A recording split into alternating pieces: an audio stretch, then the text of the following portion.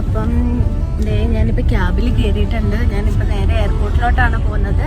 അപ്പം ഞാൻ എങ്ങോട്ടാണ് പോകുന്നത് എന്നുള്ളത് ഞാൻ അവിടെ എത്തിയിട്ട് കാണിച്ചു തരാം. ആക്ച്വലി ഇത് എൻ്റെ ഒരു ഡ്രീം ട്രിപ്പാണ്. ഓൾറെഡി സ്റ്റാർട്ട് ലഗേജ് ആ ഒരു ബാഗും ഈ ഒരു സാധനം മാത്രമേ ഞാൻ എടുത്തിട്ടുള്ളൂ. ഹാൻഡ് ബാഗ് അതിനുള്ള കൊണ്ടാമണ്ടികളൊന്നും എടുത്തില്ല. സെറ്റ്. അങ്ങനെ എയർപോർട്ടിലെത്തി ഗൈസ്. സ്മൂത്തായിട്ട് ചെക്കിങ് കഴിഞ്ഞു. So now we can go.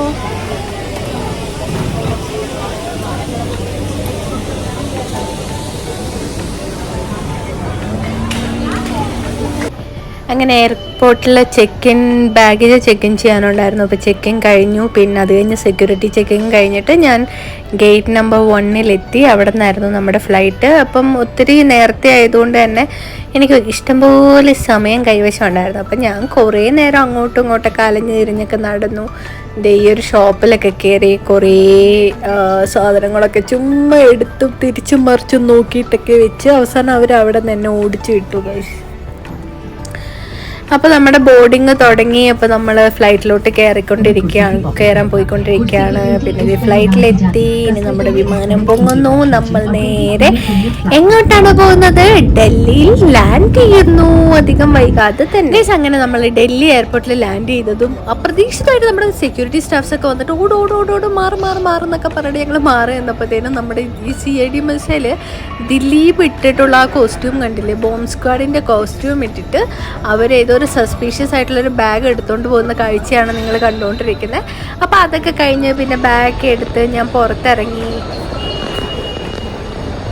ഞാൻ എയർപോർട്ടിലെത്തി. എന്ത് ചെയ്യണമെന്നൊരു ഐഡിയ ഇല്ല. എൻ്റെ ബസ് 7:20-ക്കാണ്. അപ്പോൾ ഞാനിപ്പോൾ എയർപോർട്ടിൽ ഫുഡ് കഴിച്ചിട്ടില്ല. ഫുഡ് കഴിക്കണം. അപ്പോൾ റെസ്റ്റോറൻറ്റ് തപ്പണം. ഡിപ്പാർച്ചർ എവിടെയാണ് തപ്പിക്കൊണ്ടിരിക്കുകയാണ്. അവിടെ റെസ്റ്റോറൻറ്റ് ഉണ്ടെന്ന് പറഞ്ഞു. സോ നോക്കട്ടെ. ഞാനപ്പം എയർപോർട്ടിൽ നിന്ന് തന്നെ പ്രീപെയ്ഡ് ടാക്സിയാണ് എടുത്തത് ഇവിടെ കാശ്മീരി ഗേറ്റിലോട്ട്. അപ്പം അവിടെ നിന്ന് നമ്മൾ പാസ്സൊക്കെ എടുത്തത്. അപ്പം ഡൽഹിയാണ് ഗൈസ്. എനിക്ക് ലാംഗ്വേജ് ബാരിയർ ഉണ്ട്. അപ്പം എന്താ സംഭവിക്കുന്നത്? ഫുഡ് കഴിച്ചിട്ടില്ല, നല്ലൊരു റെസ്റ്റോറൻറ്റ് കണ്ടിട്ടില്ല. ഈ സാധനം ശരിക്കും ഞാൻ പുരുകം വരച്ച പോലെ ഉണ്ടല്ലേ? അല്ല കേട്ടോ, ഇങ്ങനെയാണ് എൻ്റെ ഫേസ്. ഇത് വയ്ക്കുമ്പോൾ ഇങ്ങനെ ആവുന്നതാണ്. ഓക്കെ, അപ്പം ആക്ച്വലി ഞാനിപ്പം കാശ്മീരി ഗേറ്റിലോട്ട് പോവുകയാണ്. ഞാൻ ഭയങ്കര ആദ്യമാണ്. അപ്പം ഞാൻ വിചാരിച്ചു എന്തായാലും പോവാം. എന്നിട്ട് വല്ല റെസ്റ്റോറൻറ്റൊക്കെ ഉണ്ടെന്ന് വെച്ച് കഴിഞ്ഞാൽ അവിടെ കയറി ഫുഡൊക്കെ കഴിച്ച് ഇരിക്കുമ്പോഴത്തേനും പിന്നെ ബസ്സിൽ കയറാമെന്ന് വിചാരിച്ചു. मेट्रो से। हाँ भैया उधर अच्छा रेस्टोरेंट मिलेगा क्या? जहाँ जा रहे हो वहाँ मुझे पता नहीं। ओके, इधर खोजोगे तो उधर मिल जाएगा।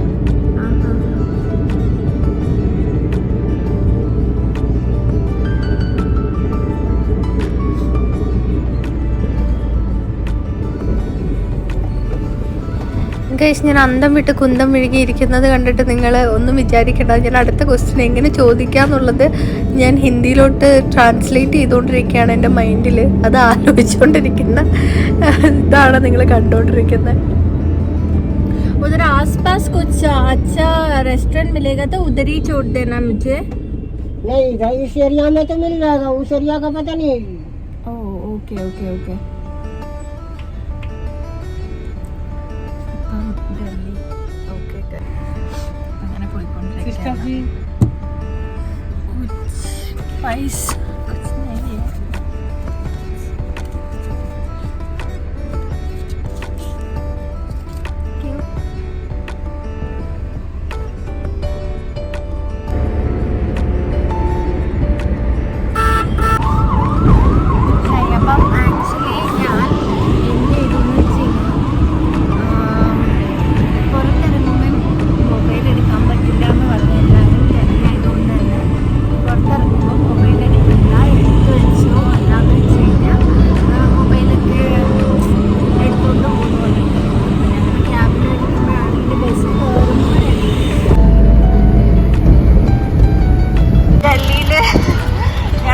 ഇപ്പം ഈ ഒരു ചേട്ടൻ എനിക്ക് റെസ്റ്റോറൻറ്റിലോട്ട് കൊണ്ടുപോവാണ്.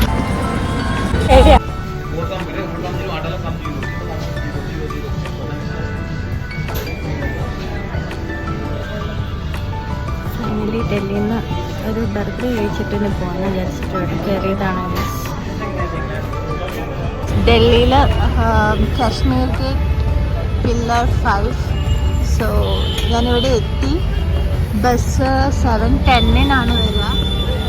അപ്പം ഞാൻ വെയിറ്റിംഗ് ആണ്. പക്ഷെ ഇവിടെ മൊബൈൽ എടുക്കാൻ പറ്റില്ല. അങ്ങനെ ഞാൻ ബുക്ക് ചെയ്തത് ഇൻ്റർസിറ്റിയിലാണ്. അപ്പോൾ ഞാൻ ബസ്സിൽ കയറി. Bus semi സ്ലീപ്പറാണ്.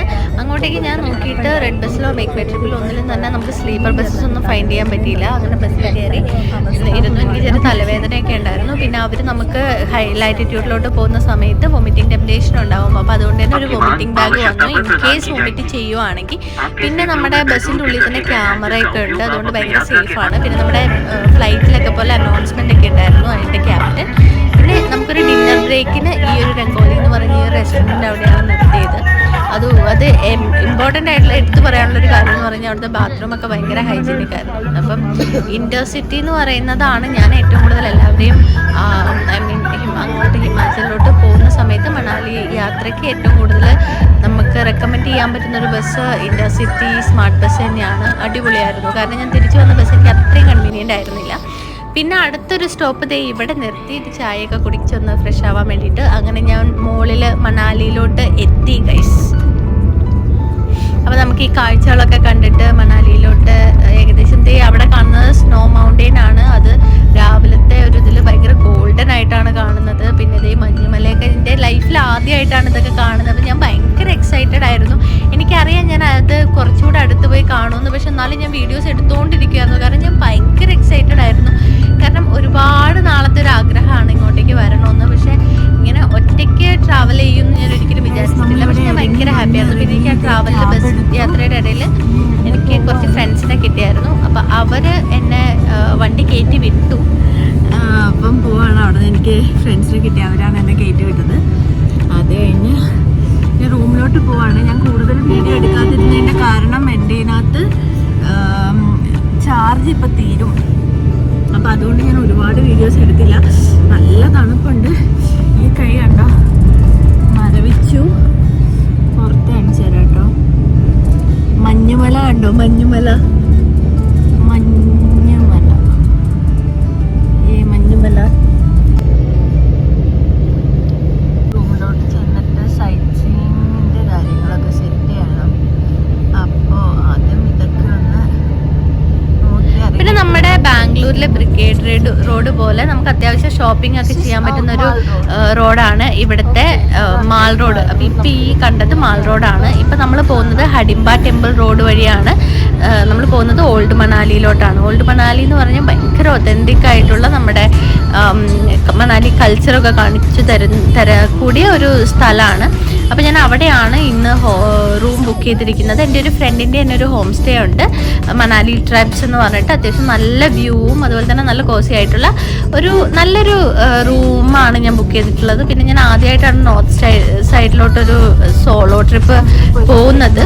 ഇനി യൂസ്ഡ് ആവുമായിരിക്കും. പക്ഷെ ഞാൻ ആദ്യമായിട്ടായതുകൊണ്ട് തന്നെ ഞാൻ കുറച്ച് കോൺഷ്യസ് ആയിരുന്നു. നമ്മൾ സേഫ് ആയിരിക്കണം, ഒരു പ്രോബ്ലംസ് ഒന്നും ഉണ്ടാവാൻ പാടില്ല എന്നുള്ള കാര്യത്തിൽ ഞാൻ ഭയങ്കര കോൺഷ്യസ് ആയിരുന്നു. സോ അതുകൊണ്ട് തന്നെ നമ്മുടെ ഫ്രണ്ടിൻ്റെ ഹോം സ്റ്റേ തന്നെയാണ് ബുക്ക് ചെയ്തിട്ടുള്ളത്. അപ്പോൾ ഈ പോകുന്നതെല്ലാം ഇതിപ്പോൾ ഓൾഡ് മണാലി സ്ട്രീറ്റിലൂടെയാണ് നമ്മൾ പോയിക്കൊണ്ടിരിക്കുന്നത്. എനിക്ക് അവിടെ ക്യാബ് ഇറങ്ങിയിട്ട് കുറച്ച് നടക്കാനുണ്ട് റൂമിലോട്ട്. അങ്ങനെ ഞാൻ ക്യാബ് ഇറങ്ങി നമ്മുടെ ഹോം സ്റ്റേയിലോട്ട് നടന്നുകൊണ്ടിരിക്കുകയാണ്. ഞാൻ കൂടുതൽ വ്യൂസൊക്കെ അവിടുത്തെ എടുത്തിട്ടുള്ളത് ഞാൻ പിന്നെ ഒരു വീഡിയോയിൽ അടുത്ത പാട്ടിൽ കാണിച്ചു തരാം. ഇത് ഞാൻ ഓൾറെഡി 10 മിനിറ്റ് കഴിഞ്ഞത് കാരണം ഞാൻ ഇപ്പോൾ ഇവിടെ വെച്ച് നിർത്താണ്. അപ്പം ഇതാണ് എൻ്റെ റൂം. ഇവിടെ അത്യാവശ്യം നല്ല വ്യൂ ഉണ്ട്.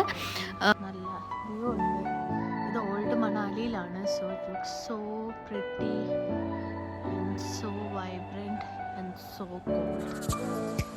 സോ റൂമിലോട്ട് ഇവിടെ കൂടിയുണ്ട്. ഇവരുടെ തന്നെയാണ്. ബട്ട് ഞാൻ ഇതാണ് ചെറിയൊരു ബാൽക്കണിയൊക്കെ ആയിട്ട്. So let's go up.